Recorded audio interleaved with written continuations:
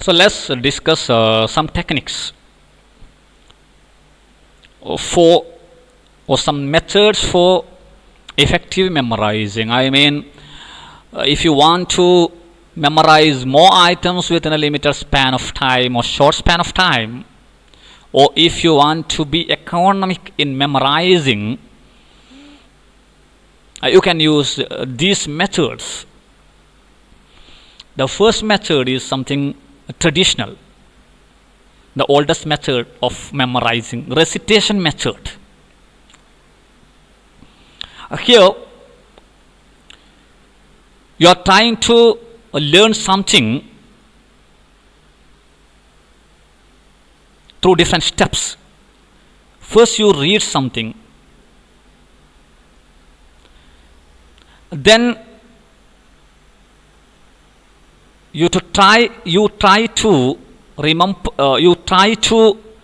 memorize it by reciting and recalling without looking in your book. This is some oldest method. So here you read something, then you recite, then you try to recall, and you are evaluating yourself whether you are able to remember, recollect what you have learned. And sometimes when recalling, you are trying to scribble some notes. So this is recitation method. Read, recite and recall. This is the oldest method of memorizing, and this may be effective even this era for learning something like your definition, because when you write the definition of some people, you have to give the accurate sentences.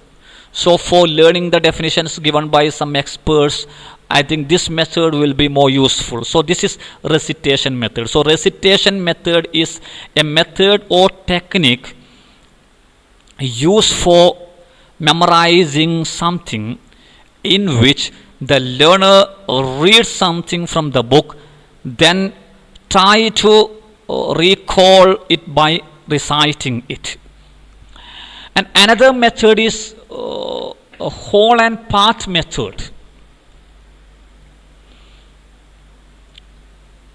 A whole method is a method in which you are trying to memorize an item completely, the whole item. You are trying to memorize the whole poem together. This is whole method. And part method, you want to memorize something, you want to learn something, and you divide it into different parts, and you try to learn the item as parts. For example, if you are trying to learn a long poem of 100 lines, then you may divide it into 5 parts of 20 lines, and first you try to learn first 20 lines, then after completing the learning of first 20 lines, then you can learn the remaining 20 lines. So this is part method. So for learning short poems, I think whole method is effective, and for learning long poems, you would better use part method. Then there is spaced and unspaced method. In spaced method, you are trying to learn some item, and you divide your time into different parts, and there will be some gaps. For example, you will try to memorize the item for 10 minutes, then after 10 minutes you will take a gap for relaxation, then you will take a gap of 10 minutes. Then after 10 minutes again you restart. Then again you will be memorizing the item for 10 minutes. Then again you will take 10 minutes. And this is spaced method. An unspaced method is a method where you are not accepting any gap. You go on memorizing the item. Again, just as we saw in the case of whole and part method, if you are trying to memorize a long item, something long, then you would better use spaced method. Because when you go on memorizing an item for 1 hour, 1 hour or 2 hours, sometimes it may be creating mental fatigue. So spaced method is a method of memorizing in which a learner or a person memorize something by making use of gaps in between memorizing. And in unspaced method is a method of memorizing in which the learner or the person memorize the whole item in one sitting. There is no rest. So recitation method is there, then whole and part methods are there, spaced and unspaced methods are there. Then another technique is association. Here you are memorizing something by making a sort of association.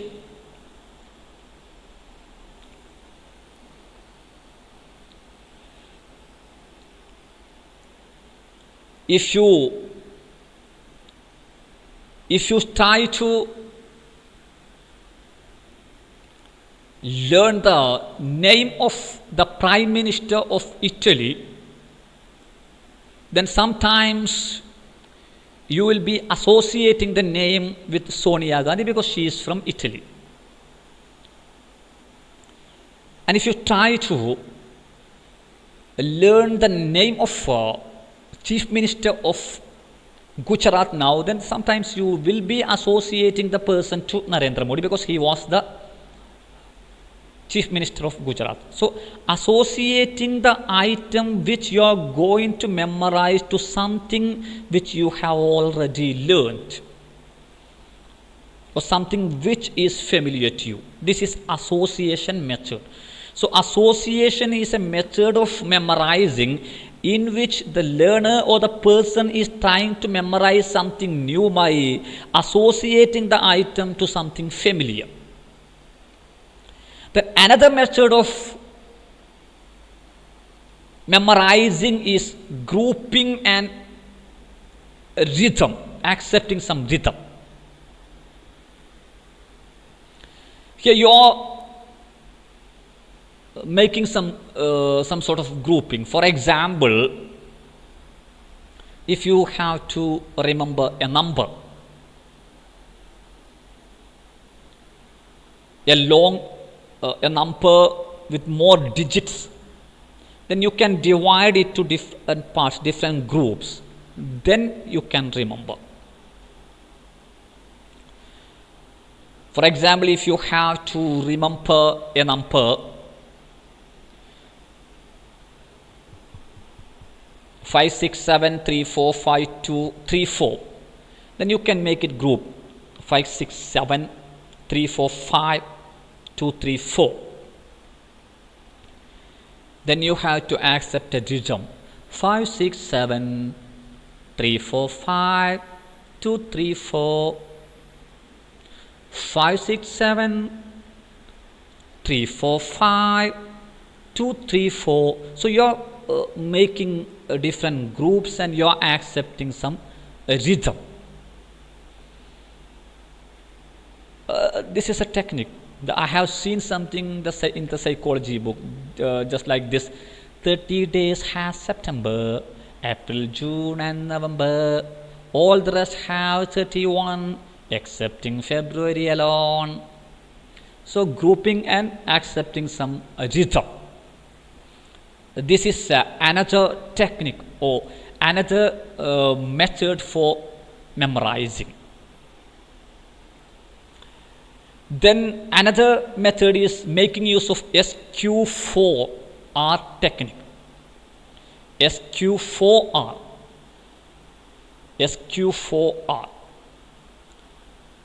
And in this technique, as you have learned in the language across curriculum paper, there is survey, questioning, then read, reflect, recite and recall, and review. First, you have to make a glance for getting an overall idea of the item when you read a book or an essay. Then you have to make some questions on the basis of your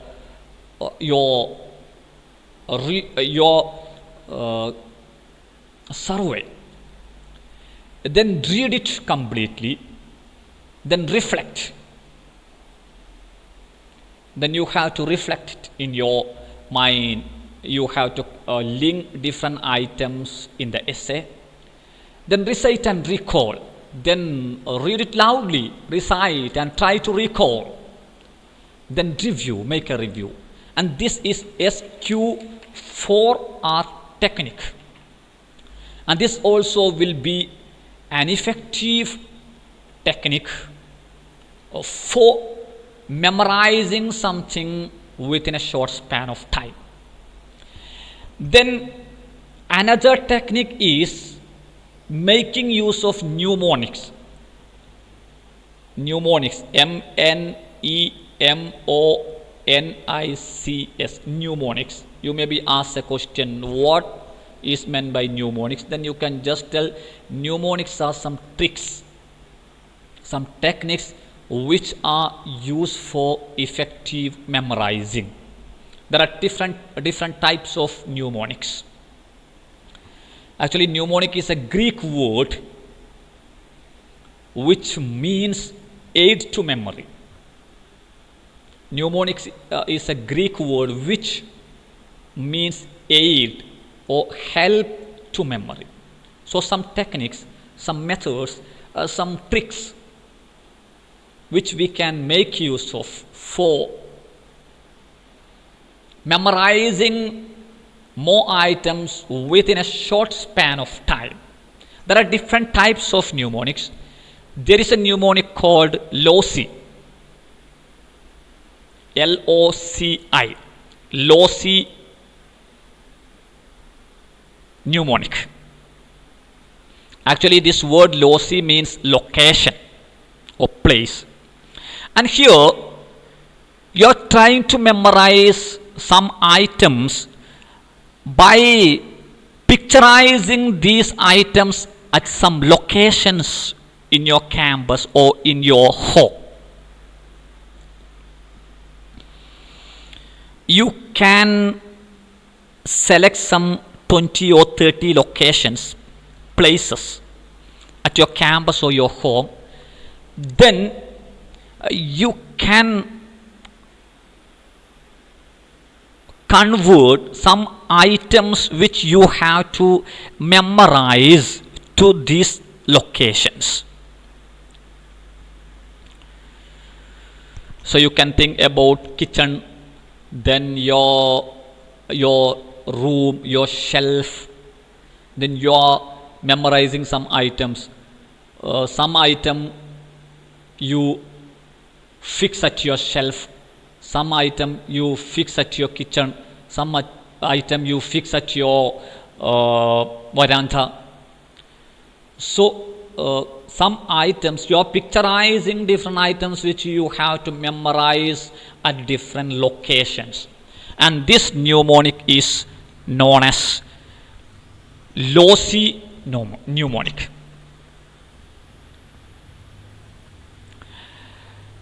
And the second mnemonic is peg word mnemonic.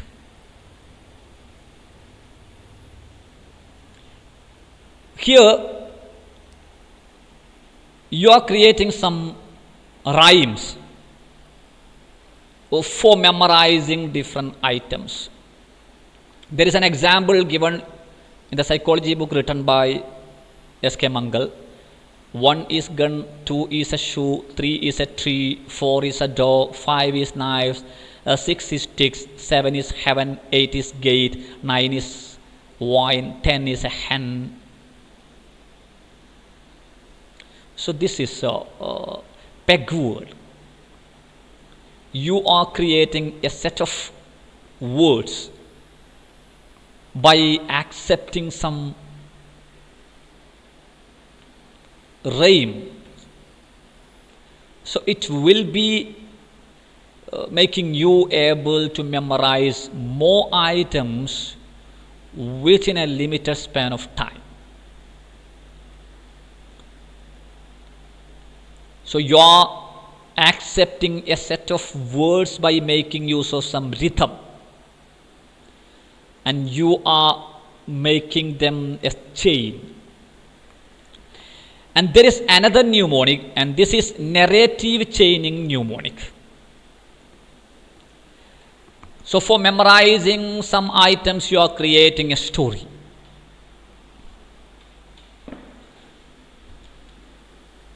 And in your story, all the items which you have to remember will be coming there.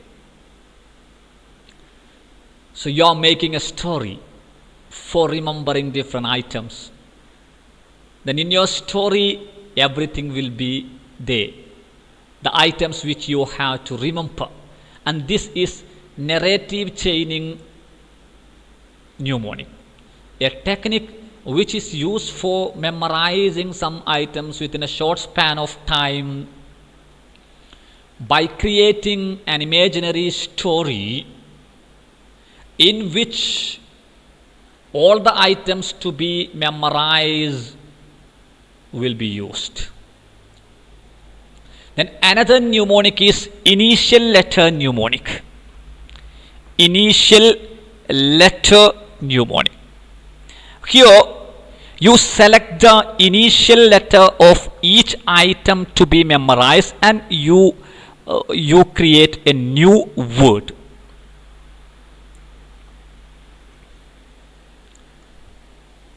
Then you can create a new word.